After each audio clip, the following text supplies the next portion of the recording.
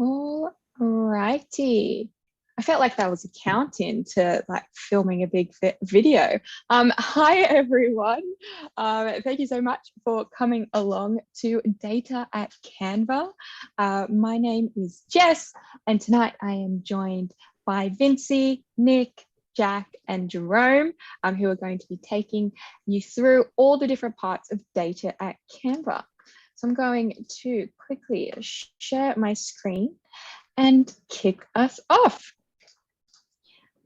So just again, to introduce, Jack is going to take us through what the data land at Canva looks like, how the different teams work together, and all those good things.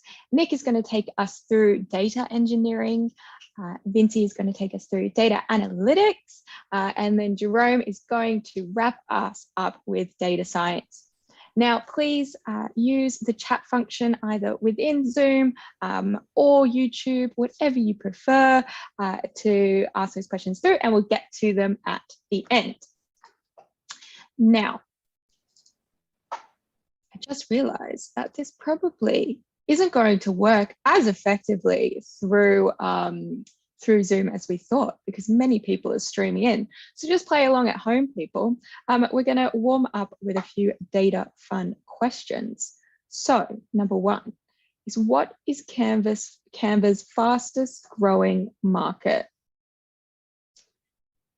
I see all of those light bulb moments. Yes, so it actually is the Philippines. Congratulations to all of those who guessed correctly at home. So Philippines is actually growing at 382% year-on-year growth. So that's pretty exciting for our friends over in the Philippines. Next question. What is the largest market by monthly active users? And by market, we mean country in this point. So just think, who is using Canva the most across the globe? So for all of those who answered Brazil, correct. So Brazil makes up 7.2 million monthly active users. So at the moment, we have just over 50 million monthly active users using Canva. So to paint a picture, if all of those people formed a country, it'd be the 30th largest country in the world, just ahead of Spain. If they planted a tree, it'd take up approximately 450 kilometers squared of land. And if they held hands, they could stretch around the circumference of the earth potentially twice. Now, this is a bit of an ambiguous one, 64,937. So yes, it is the average number of Slack messages the Canva team sends on a daily basis. We actually have 7,016 Slack emojis to complement. I'm curious actually to see what the UQCS emoji Slack count is at, but 157 of which are parrots. So if you would like to learn a bit further about our obsession with parrots, well, you have to become a Canvanaut and then you'll find out. But all of these Slack messages contribute towards our team building one of the fastest growing software companies in history. So that just warmed up our data feed. I'm sure you're going to be hearing some very big, crazy stats later on from our presenters. But let's get to know what life at Canva as grad and interns is like. So I'm actually going to show you a very secret, not yet launched video.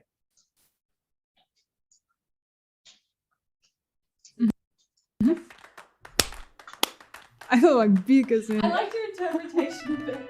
I got this. What did you have for breakfast?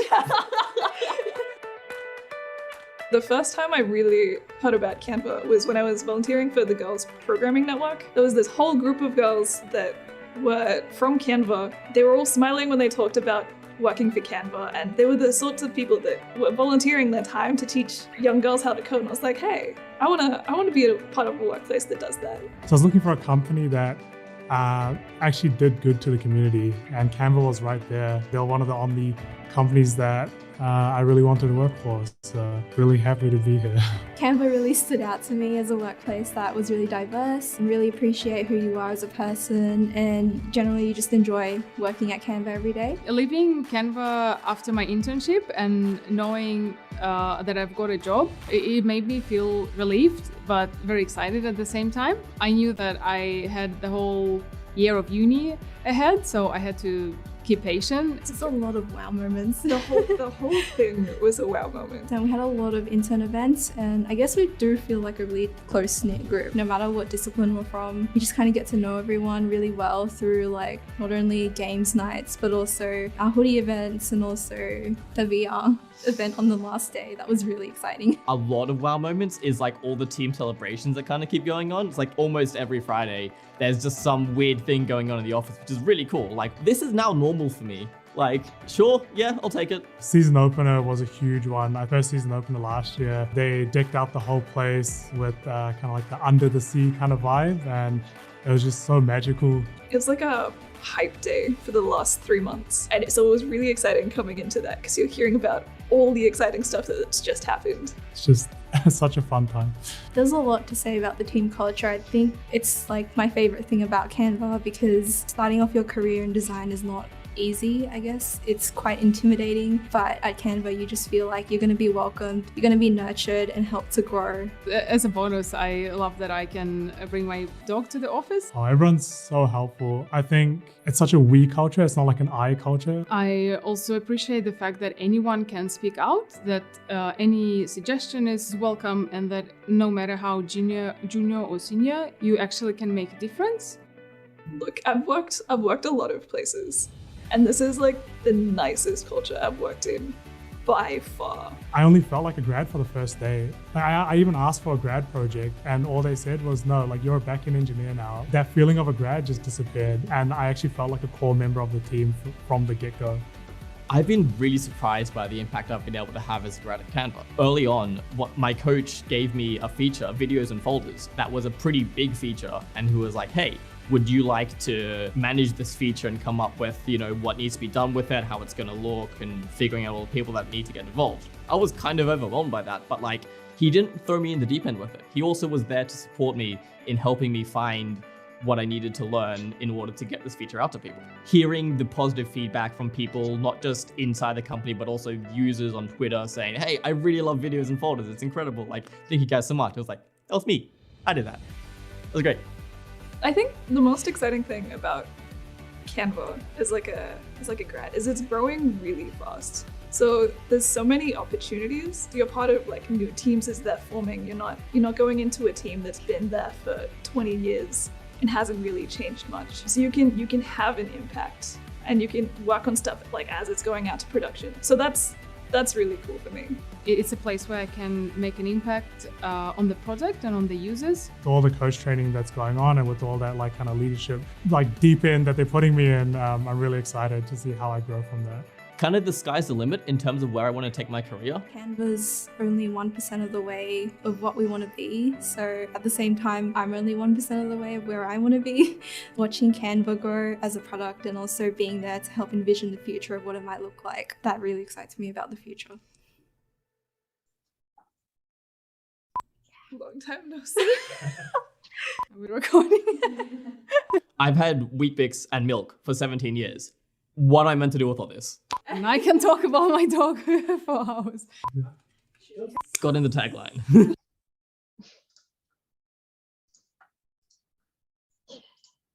So if this interests you at all, we actually have our summer internship applications open now with a few roles to come, but we offer complete relocation package for those who are based in Queensland and want to come spend the summer down in Sydney.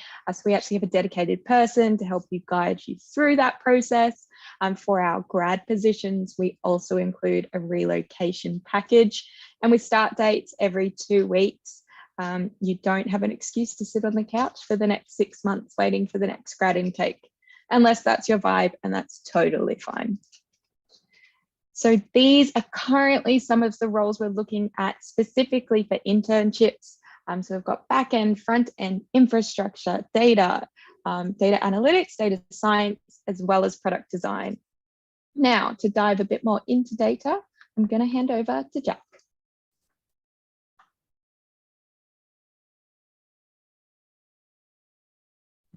Thank you, Jess. That was excellent. I love that video. I love that video. Two of my favorite people in there, Charmer and Spencer. Oh, great to work with. All right, let me bring up my slides on my side. There we go. Hello, everyone. I hope you're all doing well tonight. So we'll jump right into it. My name's Jack. I'm a 7th-month-old software engineer at Canva. I graduated at from UQ in December last year. So I was fortunate enough to be able to work and study at the same time. During my time at UQ, I was heavily involved with UQCS, and you can still find me causing trouble around the UQCS Slack occasionally. But yeah, day to day, I'm a software engineer for the Canva Analytics team, and we work on data ingestion for Canva's user analytics platform. Tonight, I'm going to be trying to answer the terribly ambiguous definition of what is data and what is data at Canva. And we'll start off what data means to me. And this is what data means to me at Canva.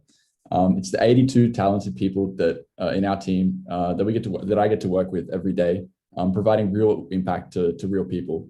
And this impact ranges from solving the technical challenge of processing and organizing petabytes of data, to working out how to best to triage stakeholder inquiries, such that the most important questions gets answered first, and with the right amount of detail. But if you ask me to pick one word that is synonymous with data at Canva, it's exploding. Data at Canva grows at exponential rates.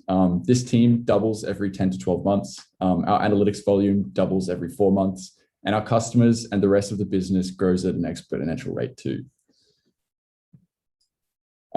But a good question that kind of answers what is data is, why do businesses care about data? And it's because the concept of data, at least at Canva, provides 3 key things. It's visibility, validation, and velocity. So visibility means data is providing an understanding of what people are doing in your product and how parts of your company are working.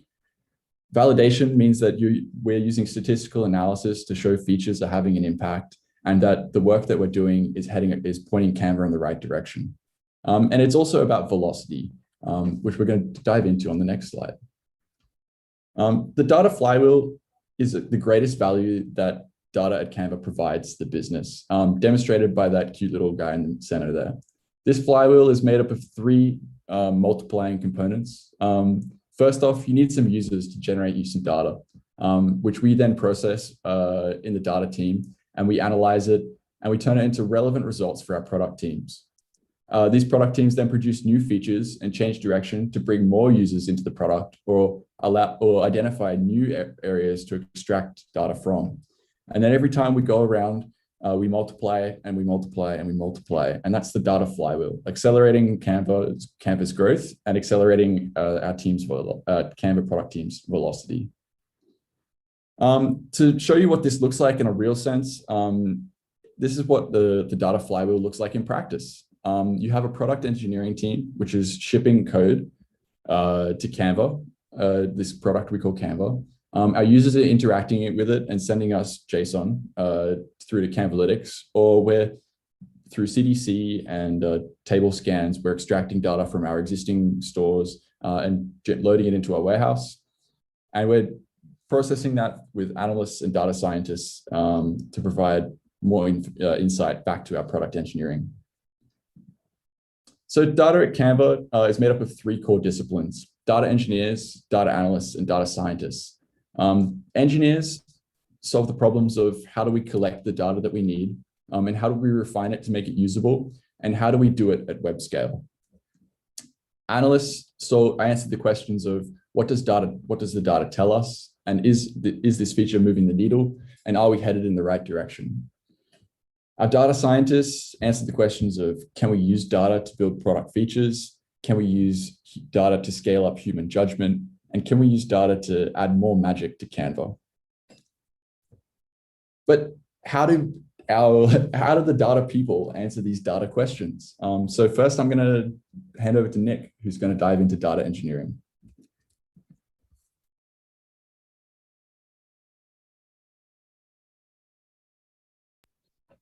Awesome. Thank you, Jack. I'll just get my slides set up.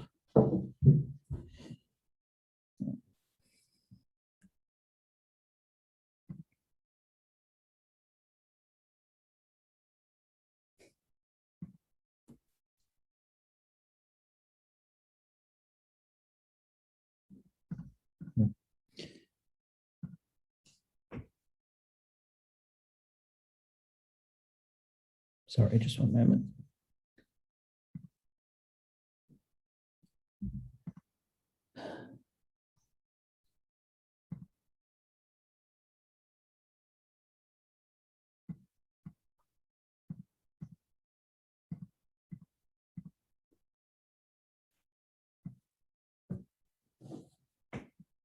This is me not checking the tooling first. All right.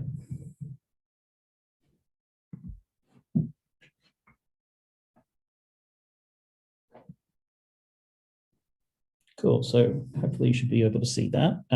Yeah, hi, I'm Nick. I was involved in UQCS as well with Jack, 2019, 2020. And you might have seen me around. I'm at Noodle.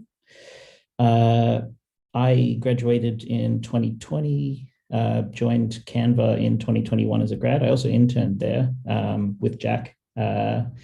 And had a fantastic time. I didn't intern as a data engineer. I interned in security nominally, but Jack and I have talked about that experience before, and I'll make sure to include the link to that talk as well. So my job tonight is explaining what data engineering is, and it's a tough question. It's not quite as tough as what is data. What is data is by far the hardest, but I've recently joined as a member of Data Eng, specifically the platform and tools team. And I'm still getting a grip on it, but like a lot of fields in software engineering, there isn't a concrete definition a lot of the time, and the responsibilities involved in Data Eng often vary from company to company. So what I'm going to focus on is what data engineering means at Canva specifically, and as I understand it, data engineering is taking data from any number of sources. So for the most part, that's user analytics, that's data coming in from the product, and storing it and making it useful. And at Canva, that's accomplished by 3 teams. So Canvalytics, where Jack works, they deal with this massive fire hose of data coming out of the Canva platform. The data platform and tools team, where I work, where we store that data, and the data warehouse, who take that data and mold it into a form that's more useful so that the data analysts, the data scientists can take it and use it to make more informed decisions, make machine learning models, and make Canva smarter. So here, it creates this kind of cycle, this flow, and it's very similar to the flywheel that Jack was describing. What starts out in Canvalytics gets stored and maintained, and then transformed, is eventually passed off to data scientists, data analysts, who I've represented here as the magical bunny in the hat, because they're taking it and providing the magic, and we use that magic to make Canva smarter and better. So there's a lot of things where you might not think about it, but the experience is shaped by feeding data back into the platform, and we facilitate that. So the problems that we face in doing this are typically ones of scale. We deal with really large problems, and unfortunately, like the tooling that is involved in handling this kind of scale, it's really difficult to apply to like a personal project. It's really hard to set up and make a reasonable use of this kind of thing. So you have to be in a role where it makes sense and have access to these massive streams of data, these massive places to store it. You can set it up, but it's harder at an individual level. And I knew coming back to Canva that I really wanted to work on these kinds of problems that you only achieve at scale. So just to give you some idea of the scale we're talking about, as of Monday,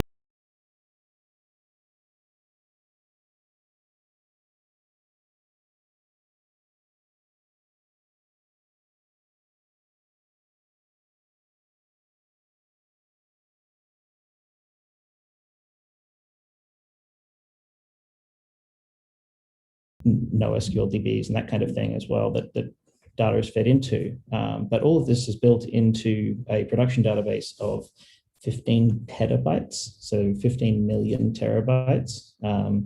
We also don't just run one lake. Because of data sovereignty issues, we run separate lakes for China, and we run separate lakes for development and production as well. So there's a lot to maintain there.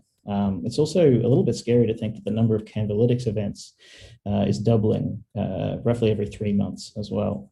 So this problem is only going to get bigger. So a little more context about the teams. Canvalytics, as I mentioned, takes those user events, processes them, and stores them in the lake, which they accomplish with the help of sort of off-the-shelf tools like Amazon Kinesis. And a lot of pieces of the pipeline that they built themselves. That's not all they do, though. They also make the raw data available for quick consumption through Amplitude, an analytics platform. And one of the most exciting things about this team, at least from my perspective, is that over time, as the scale of the data ingress has expanded, they've been able to replace some of the off-the-shelf tools provided by vendors with tooling that they've built themselves that's cheaper, faster, or more configurable.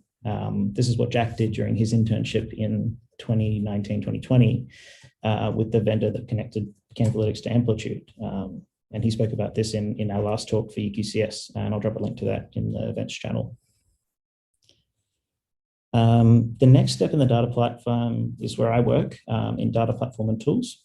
We're responsible for maintaining Canva's data lakes. There are a few complicating factors. Like I mentioned, there are China's requirements are a little bit different, so that complicates things. But for each of these lakes, we're iterating over them constantly with jobs to build and optimize the lake to make it, the massive behemoth that it is, more efficient. One of my recent tasks involved testing the failover procedures on the China version of the lake. So testing that we could recover from a backup effectively. And that's a process with dozens of steps. And not all of them go to plan always. So in addition to this work on the lake, we're also creators and maintainers of a hosted Jupyter notebook service that's used by the data scientists and the data analysts for exploratory analysis and the development of machine learning models. When a model is sufficiently viable, it's productionized and hosted on the Kubernetes compute environment that also runs the notebooks service. So it's, again, like this environment has been developed to abstract away all of the need for data scientists, data analysts to worry so much about like the hardware that their service is running on. They can just sort of request as much as they need and we'll sort it out. And when like the requirements for some of these models is immense, you might be talking about like a simple job that it just requires 100 gigabytes or just requires 200 gigabytes of RAM. So it's not providing that infrastructure is not always straightforward, but it is really rewarding to see people using what you're building. The other part of our platform role is maintaining the data science Bazel monorepo, which houses most of the code produced by the data engineers, scientists, and analysts, and provides, at least in my experience, one of the smoothest development environments I've ever experienced. I was very skeptical of monorepos when I was an intern at Canva, but having worked in this one, I definitely consider myself a convert. The last member of the data engineering triumvirate is the data warehouse, who take the still messy lake data and transfer it into Snowflake. Again, there's a little bit different in China, but the raw form is kept, but it's also processed into models using a tool called DBT. These models are an abstraction that gather related data that might be disparate relations in the lake, but actually mean something when you put together. And these models make it much easier for data scientists and data analysts to find what they need in order to draw insights and create models. Warehouse team also creates higher level reports that can be used for these purposes. And these models and reports power visualization tools that we use like Mode and Looker. Now, these like 2-minute summaries per team have been massively simplifying, and I haven't really been able to do any of the teams justice, but if you do like the sound of the work we do, I'd strongly encourage you to apply. If you have any questions about data or life at Canva, please reach out. I'm Noodle on Slack and happy to answer any questions or chat whenever. For now, I will hand over to our resident data analyst, Vinci.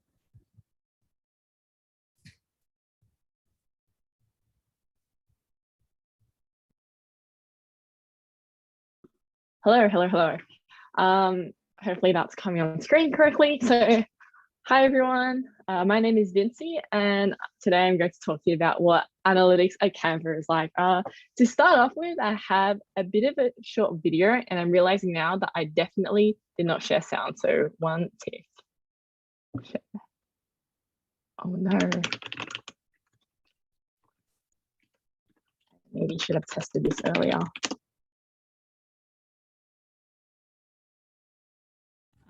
Hopefully sound will work. Please let me know.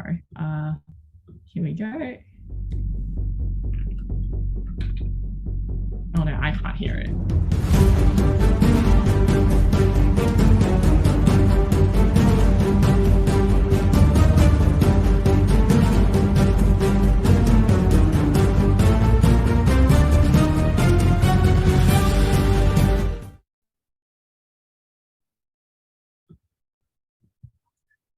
Oh, that was the dot. Okay, cool. So on the slide here, we have the entire analytics specialty at Canva. So when I started 2 years ago as a grad, back then there were only 5 other analysts. And as of this week, we've grown over 7 times to 40 analysts now. This fact has not been verified, but we are probably one of the most diverse teams at Canva. We come from over 8 countries and 17 cities. And also over 20 different academic disciplines. So most of us study computer science, actuarial studies, or commerce, but a few of us did some wildly different things like astrophysics, fine arts, criminology, and political science. But I guess what you're really wondering today is what exactly does an analyst do? And I think this slide really summarizes my job. But on a more serious note, if I had to summarize what we did in a single sentence, it would be that we provide data and insights to drive product strategy. And what that looks like tangibly can be roughly split into 3 main buckets and 2 smaller buckets. So we have analytics engineering, which is a little bit similar to what the data warehouse team in data engineering does. We kind of share that responsibility, but we figure out how to transform all our data into nicely modeled warehouse tables, which are nice and easy to perform analysis on. And we do that because we also hold the domain knowledge on what our business stakeholders need. And then on top of that, we figure out how to send this into a BI tool where our stakeholders can self-serve this in an almost foolproof way. The second bucket of work is probably what most analysts spend most of the time on. So we call this data insights and strategy. And this includes things like A/B experiments. So this is where we try to test a change in the product, such as changing the color of a button as a really simple one, and seeing what that impact is. So usually we'd like to see a bump in a chart, improving some metric, and we take a look at that. Another thing we tend to do is forecasting. So this is to help define what our team goal should be and whether we are on track. And we also do other kinds of analyses. We have like ad hoc analyses, which is where we try and find out why a particular metric went up and down. And we also do like behavioral analyses, which I'll go into a little bit later. The third major bucket that we do is, we call it measuring success. And this includes things like building reports and dashboards for both our internal stakeholders, but also external partners. We design analytics events so that we can use them for cool stuff later. And we also do a bunch of building of tooling.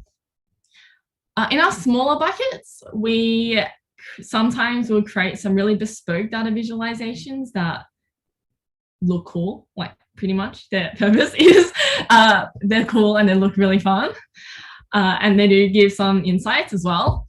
And we also spend a bit of time shaping a data culture and educating people on how they can use data and how they can use it to drive their own product strategy.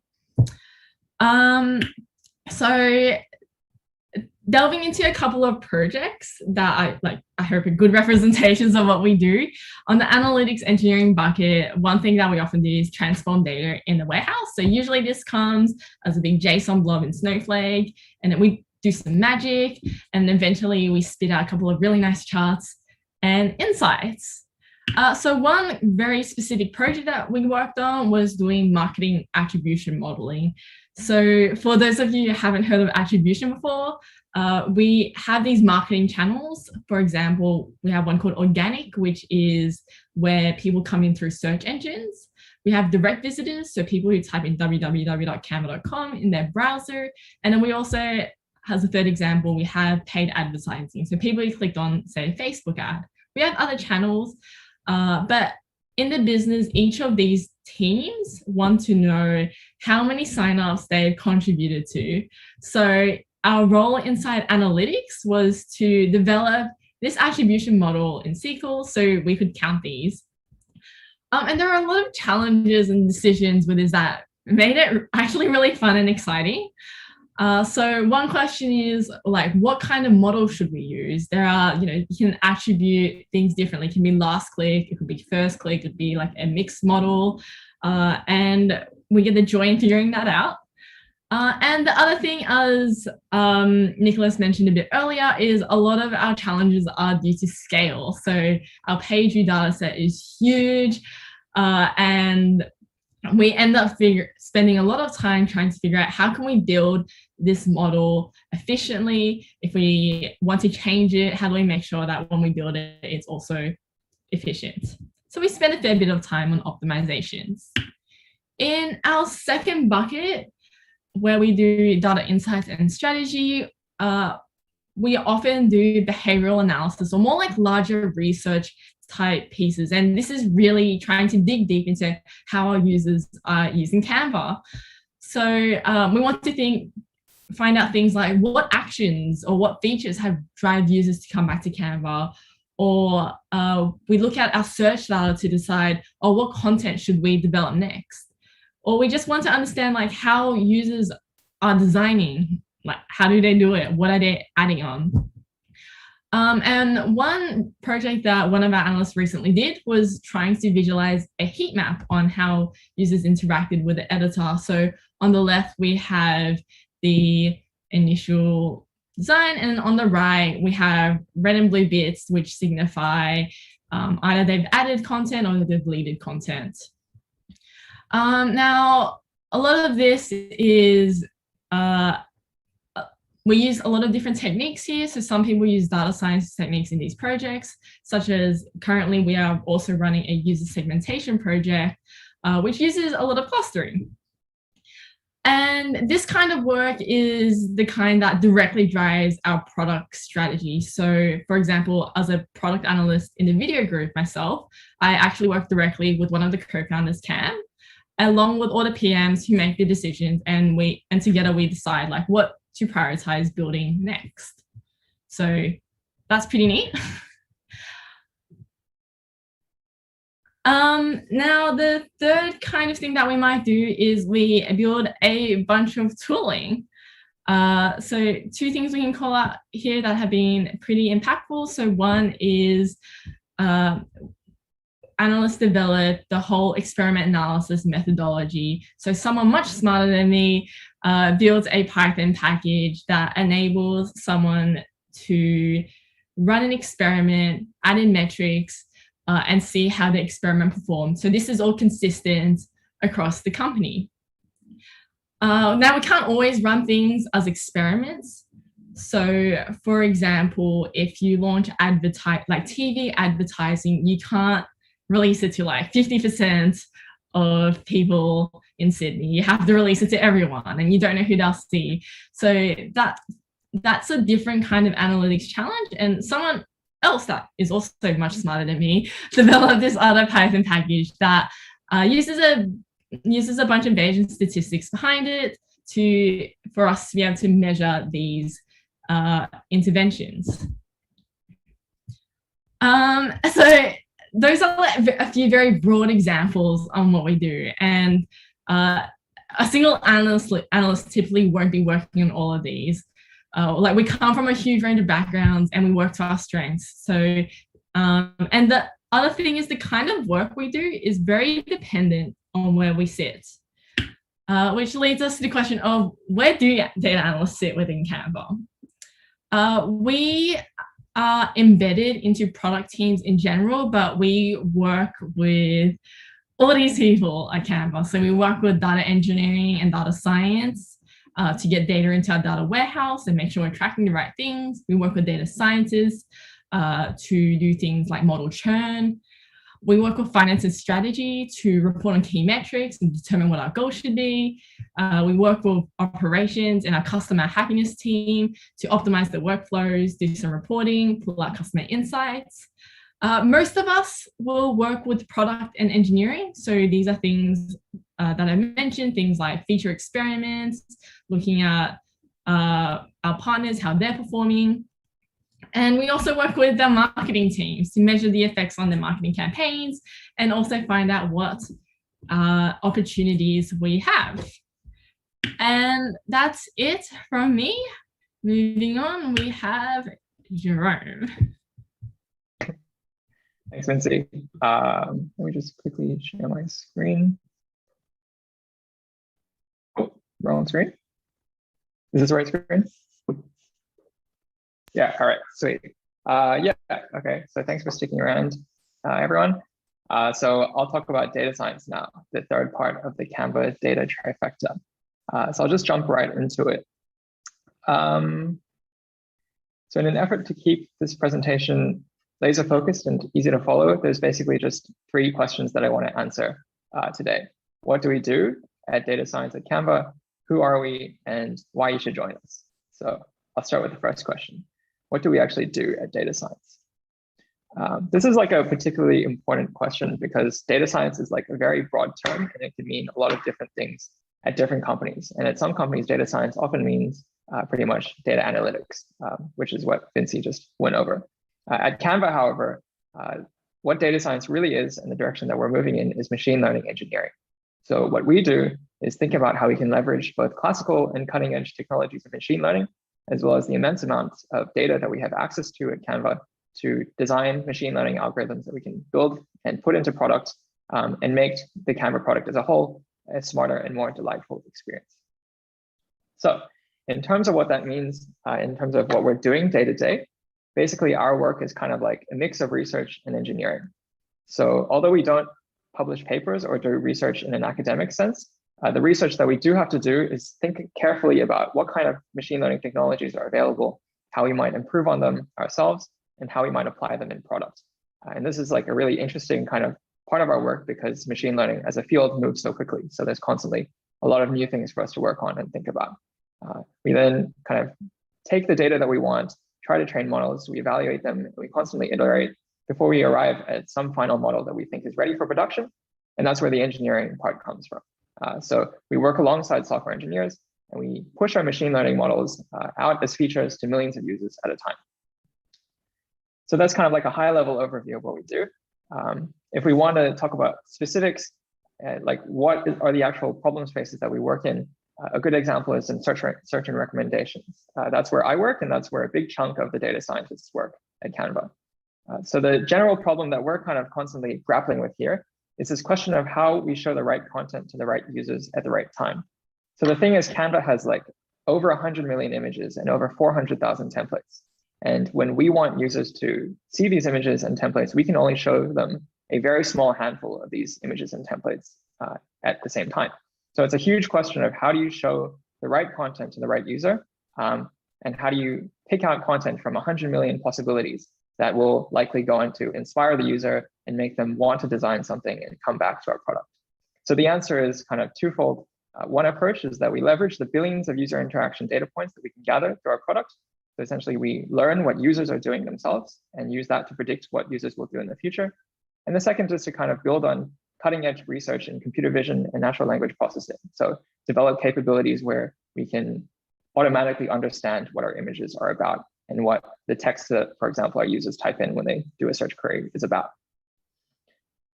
So a very specific example of how we might approach this is actually my intern project, which I worked on last summer, titled Deep Learning for Semantic Search.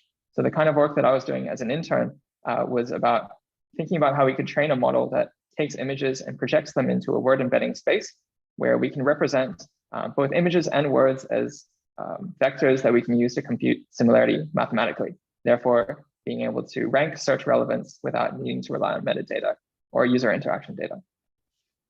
So it's very exciting work that we do as machine learning engineers or as data scientists.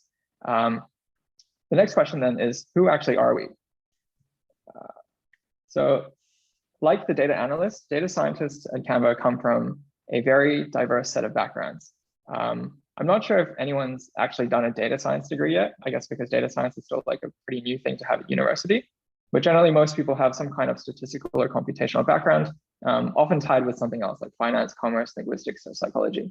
The kind of range of education levels that we have at data science is also very broad, and we've got people who have bachelor's degrees all the way to PhDs. So while our backgrounds are very diverse, what we share in common is this passion and like this intense interest in machine learning technologies and deep learning, computer vision, natural language processing, representation learning. So all the good stuff. And we have really insightful and really interesting conversations about these during our data science meets. And of course, we also share this common vision to help empower the world to design and to use machine learning to help empower the world to design. So I realized that it might be a little bit intimidating if you're like an undergrad and you're joining like a group of people who are intensely interested in machine learning, and like a lot of them have PhDs. But I think it's just important to emphasize that like if you're joining as an intern or a grad at data science at Canva, you don't need a super intense background. And the proof is in the pudding, because I didn't have a super intense background before I joined. And I still don't have a super intense background. So if you're wanting to join data science at Canva as a student, what we're really looking for, I think, is just passion about these problems, genuine interest in these problems, both technically and from a product perspective. And as a result of that, hopefully you've gone out and done some things with data, maybe worked on some personal projects, and in the process developed some decent intuitions about data and some strong programming fundamentals. So that's who we are. Hopefully by now, with the knowledge of what we do and who we are, you kind of already want to join us.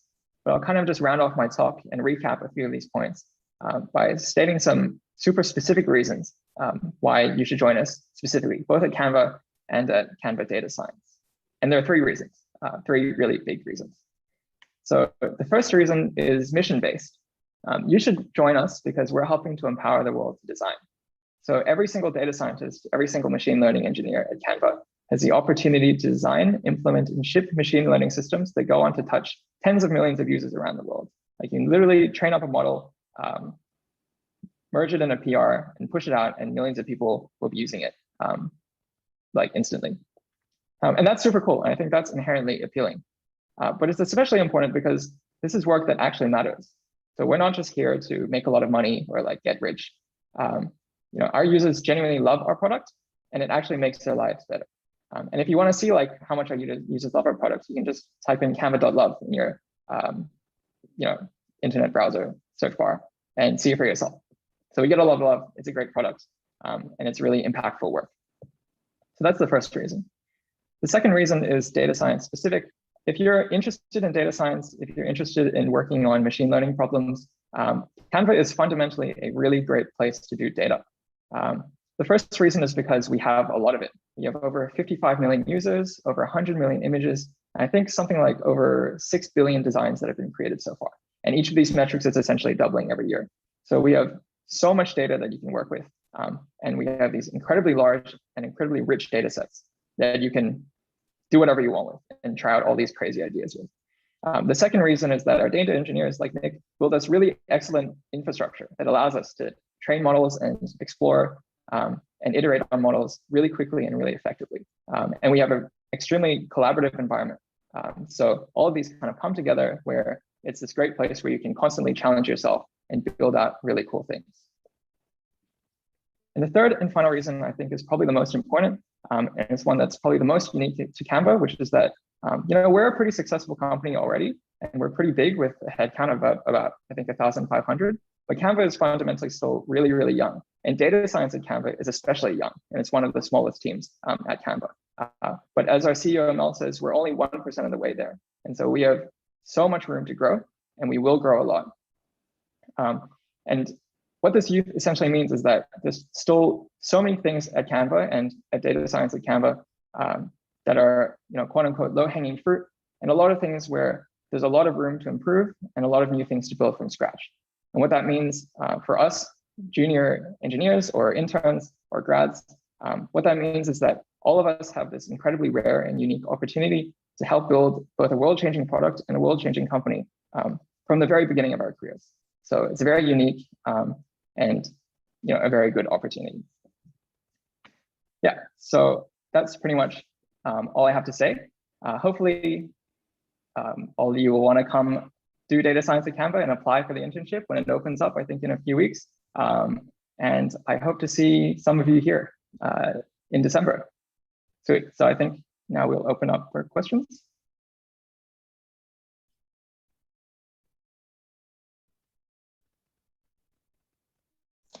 So if you want to pop any questions that you have into the YouTube chat, we can look over to there.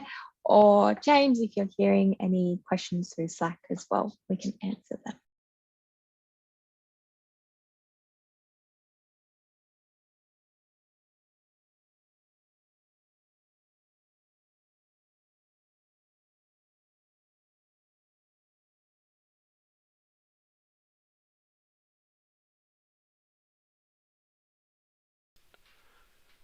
I found this one interesting in the chat.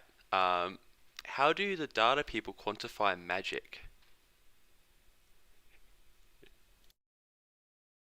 Well, quantification probably goes over to the analysts. So I think I'll let Vinci answer this one. And the magic part goes to Jerome. So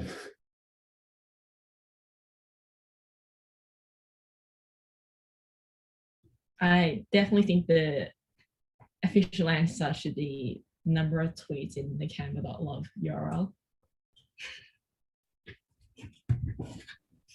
If they love us, they should tweet about it. The magic part is essentially if we have some new feature and we show it at a meeting and everyone gasps, then we know it's kind of magical.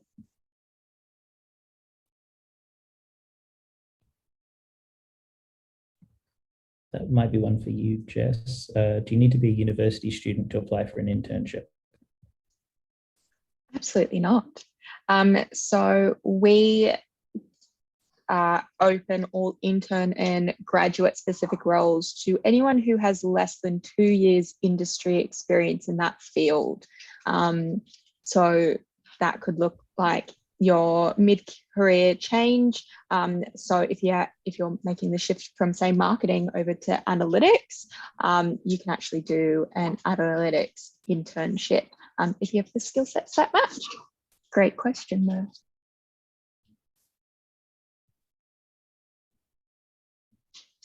All right, I also have seen one from in relation to the data intern roles and the hiring process. So they differ slightly for the different streams, but they have kind of 3 main chunks. So you'll start off with a recruiter screen. You'll speak to our grad recruiter, Van. She's in the background handling all of the applications. So that will be about a 45-minute call.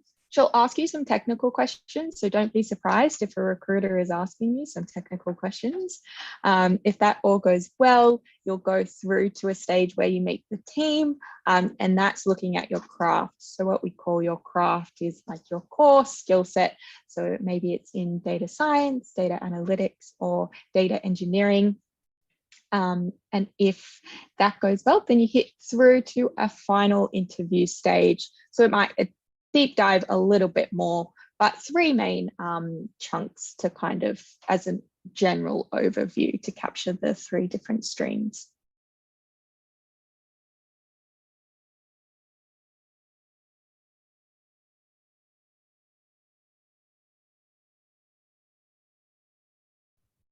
Will the data hiring pipeline be different to the regular backend hiring pipeline, Jess?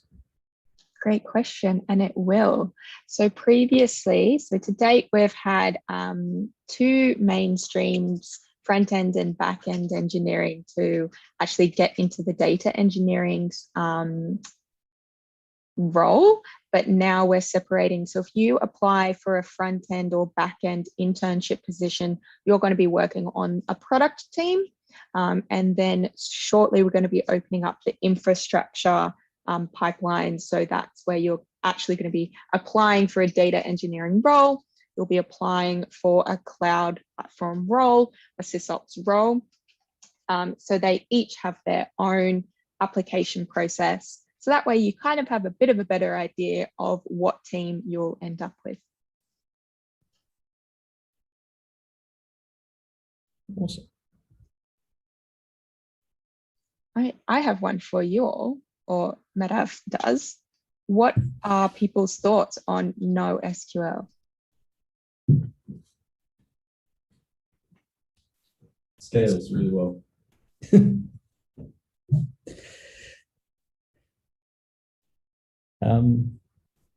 I don't know, like right tool, right job. Like sometimes it works, but I don't know, in the vast majority of situations, you can't really go wrong with the SQL database with an ORM over the top of it.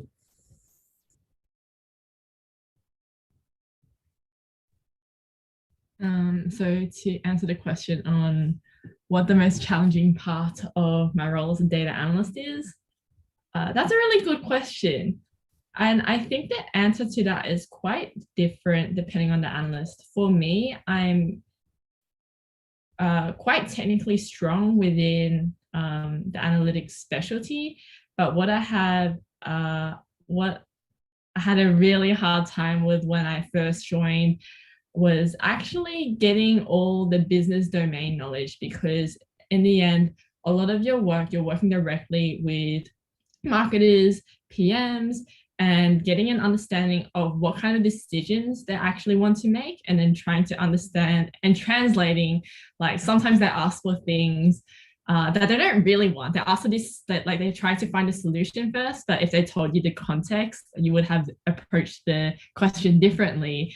And so reading between the lines and understanding the context behind what they're asking for was really hard to pick up. But and I think it's still like something like everyone here is probably still picking up on as well, and that they're still improving on. But definitely like communication, understanding the domain knowledge, asking the right questions at the right time, and making sure you're not giving yourself unnecessary work is hard.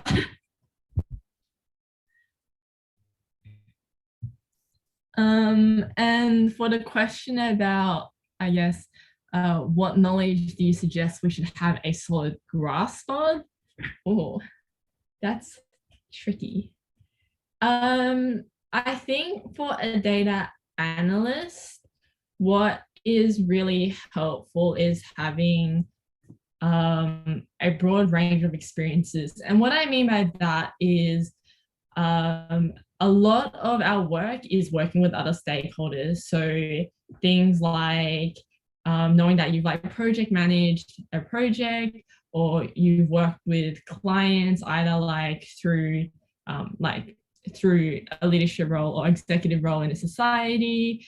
These kinds of things that show that you have the communication skills, or that you can kind of think about how a business works, or have that like kind of problem solving thinking, is incredibly helpful. On the technical side, SQL and Python are our main drivers. It would be really nice to see you think about how to visualize data in an appropriate way. But I think like analysts are really broad. You'll eventually do a little bit of a lot of things, but like we know that all of this is hard to learn. So also I think just curiosity and like kind of a passion to keep wanting to dig deeper into why something is happening. Because a lot of the times in analytics, you don't have like a set like methodology to find out like, why did this metric go up or down? You kind of just have to throw a few things at it and see what sticks. Jerome, do you want to answer that same question for data scientist? Yeah, sure. It's largely the same answer. In terms of specific technical skills, it's, it would be very good for you to be like pretty comfortable working with Python, and working with like specific packages like pandas, NumPy, scikit-learn, and a bit of machine learning is a plus. So a little bit of experience maybe with Keras or PyTorch or TensorFlow, but it's really not a very strict requirement. We worked with SQL as well, but that didn't really come up when I was being interviewed. Yeah, I think a big part of it is really just attitude and where your interests lie. So as long as you're kind of interested in machine learning, and then you probably would have gone out and tried to do some stuff anyways. In terms of what you already know, it's pretty much expected that you will be challenged when you come here, and that you will learn a lot on the job. And there is no expectation that you have to know everything. I think that's quite intimidating, is you kind of set these expectations that, oh, I must be a mastery in this specific skill. But Canva is here to empower you to learn and grow. You learn a lot on the job, and you are guided through by your coaches. So they're kind of like your managers or team leads. So you'll have the resources to grow here at Canva as well. Sorry, there was one thing I forgot to mention, which is some basic statistics or understanding hypothesis testing is probably almost mandatory. Oh yeah, also for data science, like knowledge that would come from an undergrad machine learning course would be very helpful. So some basic knowledge of classical machine learning algorithms, things like clustering, etc. Yeah. So for people from UQ, that's Comp 4702 and Stat 2203.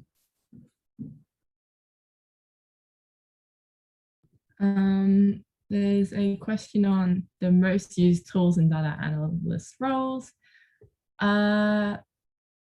Probably, yeah, Snowflake SQL is the biggest one. Our BI tool, we use Looker, but that kind of thing you can kind of learn on the job. But yeah, I think understanding good data visualization, or like basic data visualization principles, is probably more important. And yes, we do use a fair bit of Python.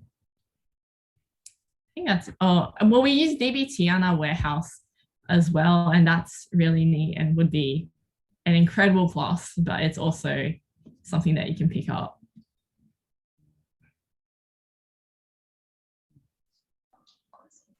And then there is a question about kind of team growth. So currently there's no actually expectation for people to be in the office until July, but beyond that, if you are in an engineering specialty, we actually hire permanently remote. So if you love Brisbane, I get it, it's warm up there. Nick and Jack do struggle with the cold. You can be permanently based. There is the expectation that you'll come and join the Sydney team for some in-person interaction and season openers, things like that. So yes, but currently in Australia, our main office is in Sydney.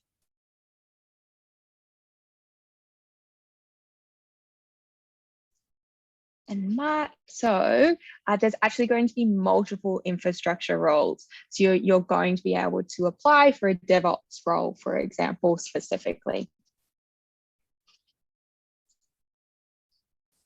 And I think this is an excellent question to wrap us up, even though Jack already answered.